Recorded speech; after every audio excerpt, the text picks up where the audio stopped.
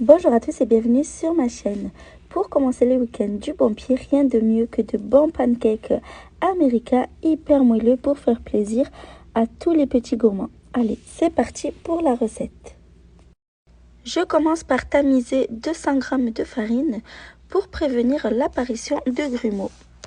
Donc dans un premier temps, je mélange tous les ingrédients secs. À la farine, j'ajoute 3 cuillères à café de levure chimique, une petite pincée de sel, 2 cuillères à soupe de sucre, mais évidemment ça c'est selon les goûts. Je mélange un peu tous les ingrédients secs entre eux. Si c'est ta première fois sur ma chaîne, n'hésite pas à t'abonner et n'oublie pas d'activer la petite cloche pour ne manquer aucune vidéo.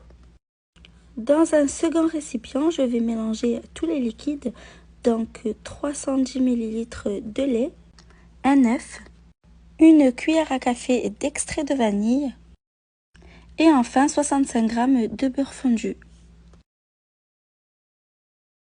Je vais fouetter le tout jusqu'à ce que ce soit bien homogène. Évidemment, vous pouvez utiliser un fouet manuel. Pour des pancakes plus légers, vous pouvez remplacer une partie du lait par de l'eau gazeuse. Ensuite, je verse les liquides sur les solides. Et je vais fouetter à nouveau jusqu'à obtenir une belle pâte sans grumeaux et bien homogène.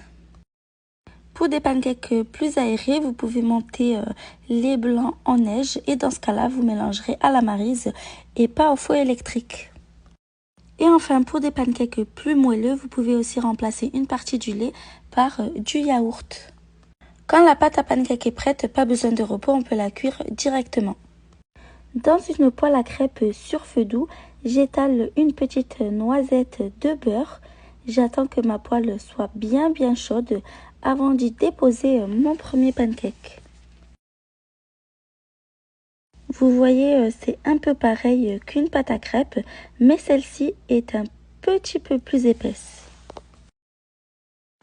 À la différence des crêpes qui sont étalées très finement, ici on n'étale pas du tout, on se contente de déposer une louche bien remplie de pâte au centre et on laisse cuire 2 à 3 minutes sur la première face avant de les retourner.